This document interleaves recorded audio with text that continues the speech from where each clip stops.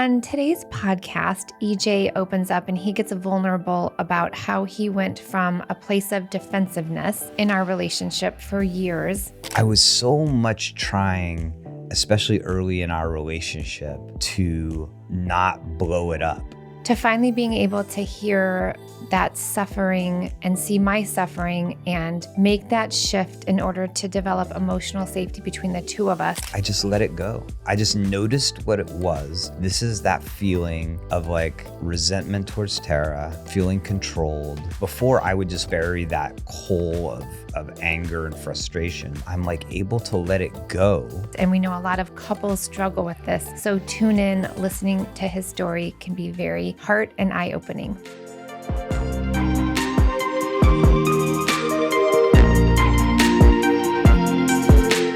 Hello all, and welcome to the Relationship Renovation Podcast. I'm Tarah Kerwin. And my name is EJ Kerwin. And we're going to dive right in today.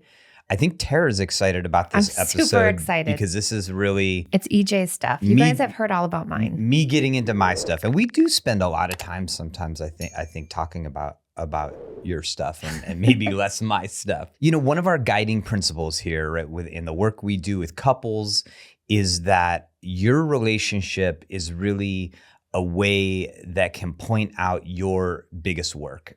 One really big point of conflict for us for a long time has been defensiveness, has been when you are making sometimes it's about just a need you have, like something you want to be different in our relationship, something that, a way you're feeling in reaction to me. My first instinct for like such a long time has been to automatically defend myself. And then I spent a lot of time, years, sort of defending that I was defending myself. Yes, that was the really difficult one. Yeah, and it sort of what was perpetuating. And, I don't know why, but it's taken me a long time to get somewhere with that. Mm-hmm. And so I guess like the first thing with people is like, maybe let me ask you a little bit, like, what has it been like, dealing with me being defensive a lot of times about your needs, about criticisms within our relationship? For me, it felt like I was crazy because I would try to like let you know I really think like that you're angry. And you would say, no, like I'm not angry, but I could feel it. And so then I was like, well, I know that I'm emotionally high maintenance and I'm got all the emotions running through me, but I thought I was crazy, like that I was like imagining this whole thing, but I also trust my gut instinct to be true. And I could feel it and I could see it. And so I was just like, I felt like I was crazy. And then I felt a little hopeless, like, yeah, he's never going to be able to see this. It's such a block. Yeah. And how do I work with this? Yeah. I mean, I think like what that was for me for a long time is I almost like didn't want to admit that I was feeling things strongly. Yeah. I was so much trying, especially early in our relationship, to not blow it up. I had this quiet control of like not wanting to like if I lose my temper or if I am not the one saying, no, everything's okay, it's actually all right, that if I wasn't that, then somehow like it was going to stop working. Or mm-hmm. that the argument would blow up or and so I was trying to like control my emotions, which now, I'm able to look back on. And what I'm realizing is like, I've been controlling my emotions for a very, very long time. I grew up in a house where, I was the only child for a long time. My sister didn't come around till she was like 10 years, until I was 10 mm-hmm. years old, right? So it was just me and my parents. And so like what I learned early on was just not to show big emotions, to like be aware of how other people were doing and then sort of meld my reaction upon that. Like, don't upset people. Like, and I formed this like personality where I've always been sort of like a chameleon. Like I can fit into a lot of social groups. Even as I was growing up, like I could hang with, with people who were, in sports because I played sports, or I could hang out with people in theater because I was in theater. Yeah. I could hang out with like, sort of the cowboy crowd, or I could hang out with like the prep crowd. Like, I could kind of like, and it just formulated really early on. And so what that meant was like, I was just like always adapting my personality to the people who were in front of me. Mm-hmm. Absolutely. And it worked. And I think like that's what is hard oftentimes in relationship, is that the way we adapt works in certain situations, but it tends to stop working in our relationship.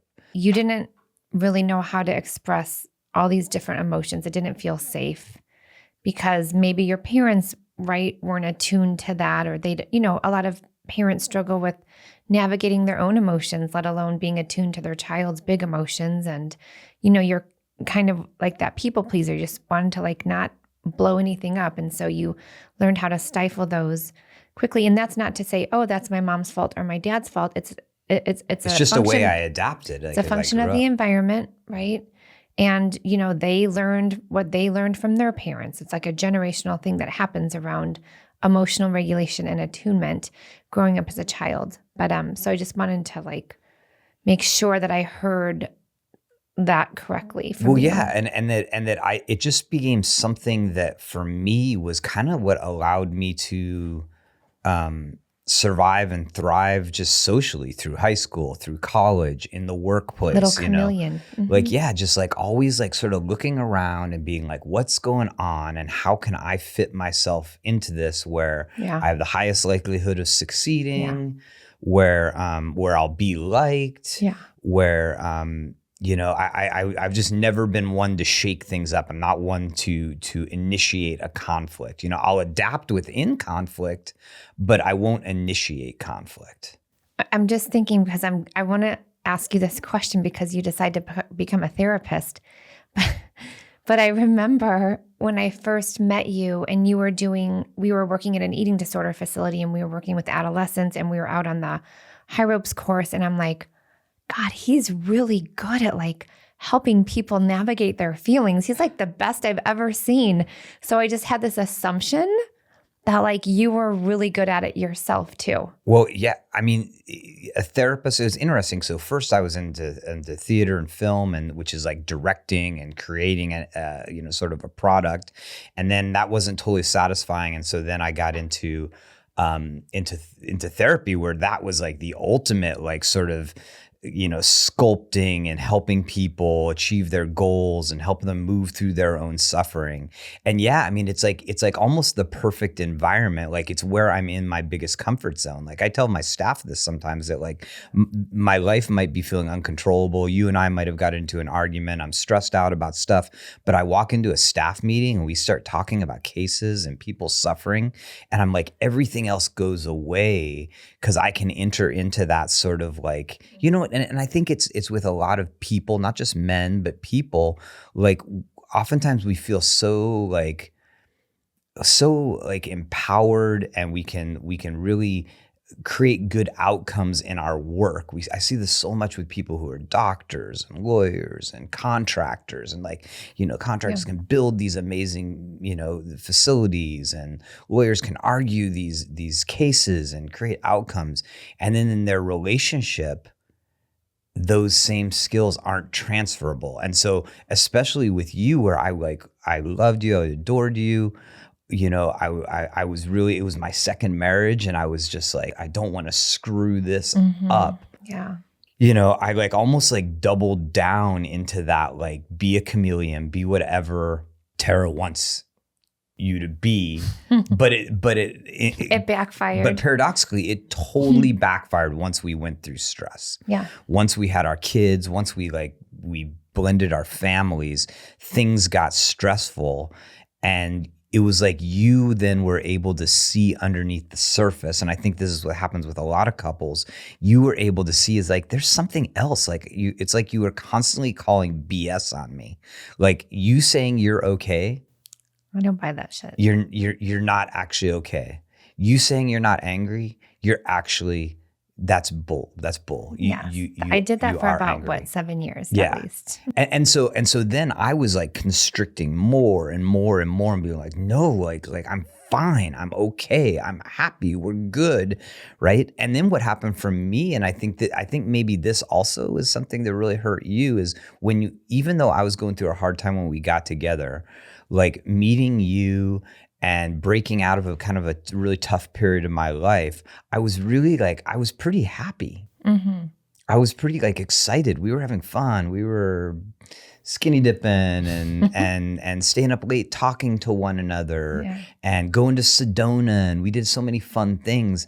And then when life got real and things got tense, and I doubled down into that controlling, I can control how I feel. I can just be whatever I need to be to make this relationship and be inauthentic, really. Then I lost happiness. Yeah. That's when I lost, I lost the ability outside of sometimes my job, sometimes my kids, to just be happy. Because you're so full of this tension, but you don't know how to avoidant, manage it, and tense. I was with this amazing couple yesterday, and they're going through a really hard time, and I kind of got them to this deeper place, and he was like, if I show emotions, that's bad, and I'll just be rejected. And it was it took us about 30 minutes to get to that very vulnerable feeling. But it's he was grown up to be no, you defend yourself.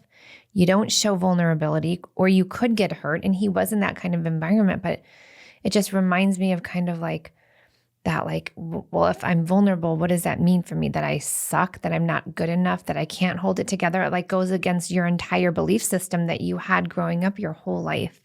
So it's terrifying to let that identity go. Well, this is an interesting, again, paradox. When I see paradox, it's the two things just seem completely opposite of one another, but in actuality, there's a truthism there, right? And it's that we've heard of it, there's Brene Brown, there's other people who are talking about that vulnerability is the way we connect more deeply with people. Is it on an intellectual level, we're saying hey, vulnerability connects you more deeply. If you can open up in an open-hearted way to your partner, they're going to feel more connected with you. But then everything in how we grow up, and just even in our evolutionary biology, is don't be vulnerable, because if you're vulnerable, then you're going to get hurt or cease to exist. And it kind of was like that too, right? For a while, we had to defend ourselves and be hunters and gatherers, and there's no space for emotion. And growing up is the same thing. Is you have your complex family unit, then you go to school and you have weird social stuff, and are you popular? Are you not popular? Do you have money? Do you not have money? Do you have are you able to get a girlfriend or a boyfriend or whatever? Are you able to do good in school? It's so all this many expectations. Yeah, I just felt forever in my life I was, and I'm still that way. It's I'm competing to prove that I'm that I'm enough. Yes, I love that, and then because that's where it comes down to. Yeah, so that's. I think the audience listeners want to hear the story of how it finally started to shift for you. You were a honey badger. You were half honey badger, half chiseling away at me, of just calling me on my stuff over and over and over. That was part of it. Practicing what I'm preaching has been a big thing. Is we tell couples hey, if your relationship, your partner is your biggest teacher. Can you be patient? Can you listen to the lessons that I had to hear it from you? Can I just say, there were so many times early on when we were doing couples counseling, because again, EJ's this brilliant therapist. Anyone around him knows he's just greatness. It's you should be doing what you're doing. And then I get so mad. I'm you tell this couple to do this and that, and you don't do it for me. And I was like, oh, what a hypocrite. But it really wasn't that. It was that you just hadn't shifted yet. Well, I felt but like I would a get fraud. so mad. I was like, you like say it perfectly. And so then I would be like, what would you say if we were a couple sitting across? I know. I'd be like, stop that. Don't say that. No, I mean, It's so and I true. felt like that. I felt like a fraud. I still do sometimes where I'm like, I know exactly like what I'm supposed to do here, but it's like I feel like I'm pushing this boulder uphill. Well, because we are. To be open-hearted, to be, get out of that just harsh internal critic of myself, and then sometimes that harsh internal critic for you. So how did I mean, because I feel like recently, the whole reason we decided to do this episode was last night. You looked at me at one point and you were like, well, you said, I like this. I like this, but I'm cautious. Yeah. Because I'm finding myself being able to be playful again. Mm-hmm. Like last night, like, okay, this is how stupid like my shit is. Like, let me tell you, like, Please don't judge yourself, honey. So last night we're making dinner for the kids, and Tara gets this like Caesar salad like breakdown thing from Costco. And she's like, will you make the salad? And I'm like, sure. And I start to make the salad. And in a dynamic that happens very often in our household, Tara doesn't like the way I'm making it, comes in, basically takes over. And then I'm just left like, okay, like I'm such a freaking idiot that I can't make I cannot add Caesar salad to dressing to the romaine lettuce with the croutons and squeeze lemon over it. Like I'm incapable of that. And in the past, that moments like that, I would have gone into a dark hole of resentment towards you. But at the end of the day, like really just triggering my like, see, I do suck. Like, see, like no matter what I do, I am like a fraud. I just don't really, there'll always be something that is not enough about me for Tara. Mm-hmm. She'll never really love me for just me, right? Mm-hmm. But instead, like now, I'm noticing it, and even though I can feel it inside of me, it's like a dark like claw that grabs my heart, and last night I was just like, I just let it go. I just noticed what it was. This is that feeling of like resentment towards Tara, feeling controlled. That's a whole other game from childhood, feeling controlled. And I'm not going to let it ruin the evening. I'm not going to let it ruin. And before I would just hold that, I would just bury that coal of anger and frustration deep inside of myself. And in this case, like I'm like able to let it go because I know what it is. And I told her later, I said like, look, this is what I'm doing. I'm not letting this stuff like stack up on me. And if it's something where you've really crossed a line where I really feel like that wasn't nice or there's other ways, I'm going to tell you. Yeah. But if it's about a freaking Caesar salad, I'm going to let that shit go. Like I'm going to let it go. And then 20 minutes later, now I'm able to like be light and playful with you because I don't have this dark black hole inside of me killing my joy. Well, and you telling me that like helps me know because Mia, our daughter, was giving me the eye. She's like, it's okay, mommy. I know how she likes her Caesar salad and you are not doing it the way she liked it. So I was trying to like please her and I know exactly how she likes me to mix it all up and then squeeze lemon. And so, but next time I can be like, hey, EJ, would it be okay? Like I know Mia really likes it this way. Mia, do you want to tell EJ or Daddy how you like it? Or because it had nothing to do with you and everything to do with the look that Mia gave me. But that would have been all lost had I not known any of that. And it's cascading through our lives in like different ways. Like there's this other dynamic where like, I swear to God, like, okay, so I'm wearing a a dress shirt, right? And I like to wear a undershirt underneath my dress shirt, right? And they come in multiple colors. They come in white, gray, tan, black, navy blue.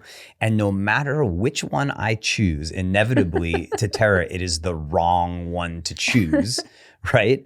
And then like before I would just be like, oh, like, cause everything in me, like and I told her this morning, cause she was like, I picked out this shirt. I'm wearing a gray one, but it started off with a black one. And she's like, EJ, black does not go underneath there. You're going to fade into the background. I'm like, Tara, do you know that I spend the significant time between waking up in the morning and walking out of here trying to pick the right color shirt so I get it right.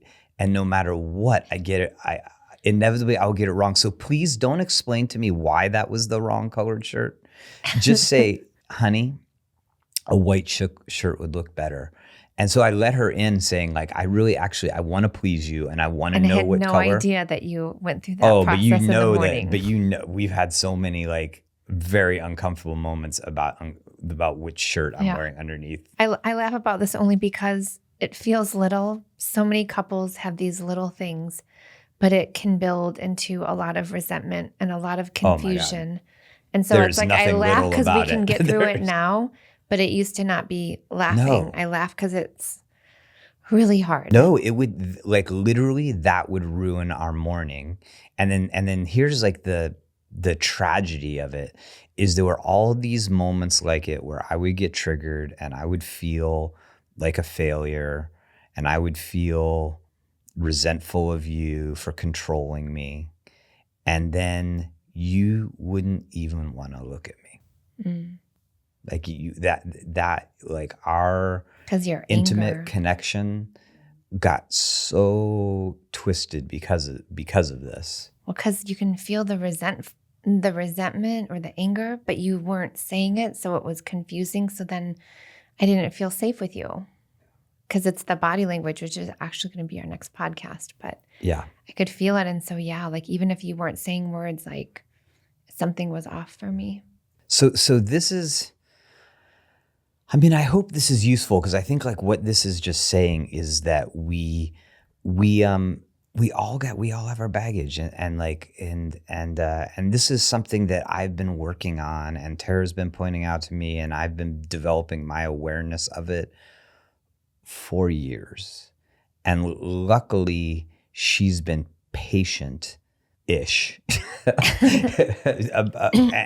and stuck with me throughout it. And I think luckily, like I really do want to grow and I understand that this is what's best for our relationship, but also like this is something that's going to globally in my life help me out is being more in touch with my thoughts, my feelings and expressing them.